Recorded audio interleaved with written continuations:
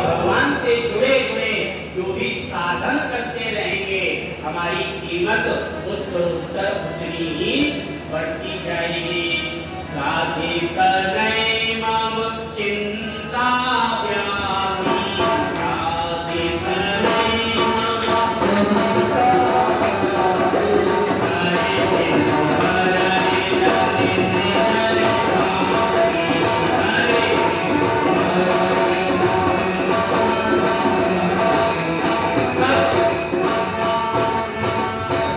विश्वामित्र जी अपने बल पर, अपने साधन पर दूसरी सृष्टि रचना चाह रहे थे, लेकिन साधन में विघ्न बहुत हो रहे थे। उन्होंने सोचा हरि बिन मरहि न निश्चर पापी, परमात्मा का जन्म हो चुका है, राम जी का जन्म हो चुका है और हम अपने साधन के बल पर लगे हैं, इसलिए हमें सफलता नहीं मिल रही है। इसलिए भगवान को साथ लेकर के काम करेंगे, साधना करेंगे तो विश्वामित्र जी ने सोचा हम सफल होंगे। विश्वामित्र जी राजा दशरथ जी के पास पहुंचे और राम को मांग लिया। उन्होंने कहा राम देख नहीं बनाई गोसाई, आप राम जी को न मांगे। तब वशिष्ठ जी ने बहुभांति समझाया, माने समझा दिया। बहुभांति का मतलब बहू की लानी की समझा दी। दशरथ जी ने कहा तो ठीक है, विश्वामित्र जी के साथ जाएंगे तो बहू को लेकर के आएंगे।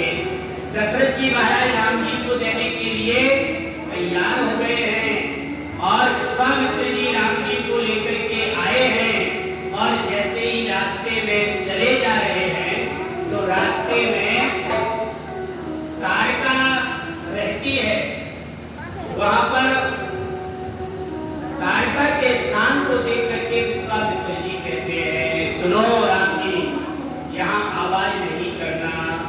क्यों?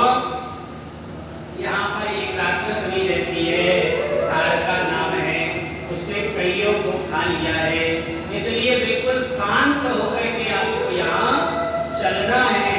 और राम जी को तो ताड़का का उद्धार करना था। तब तो बड़ी जोर से ताली बजाने लगे। ताली बजाई, विश्वामित्र जी ने कहा भैया क्या करते हो? बोले ताड़का को देखना चाहते हैं। बोले अरे ताड़का खा जाएगी। बोले चुप रहो, बिल्कुल शांत। राम जी और लक्ष्मण दोनों ही ताली बजा करके हंसे और कूदने लगे।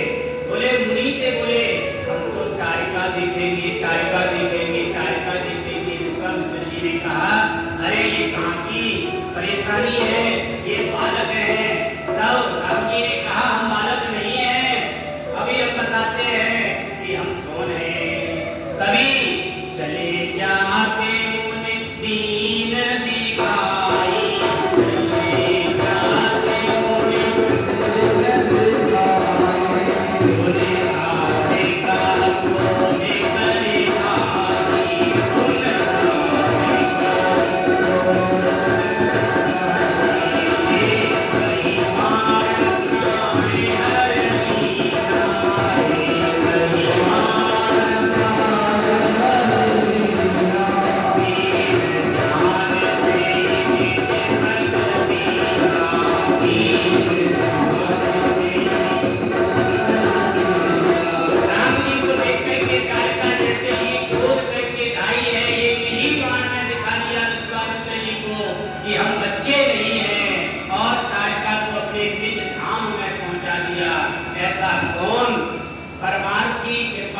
दयालु ब्रह्म होगा जो भगवान राम और कृष्ण जैसा है, जो इतने बड़े राक्षसनी ताड़का खाने के लिए आई है, उसे भी दिव्य धाम में पठा दिया है, उसे भी दिव्य लोक दे दिया है।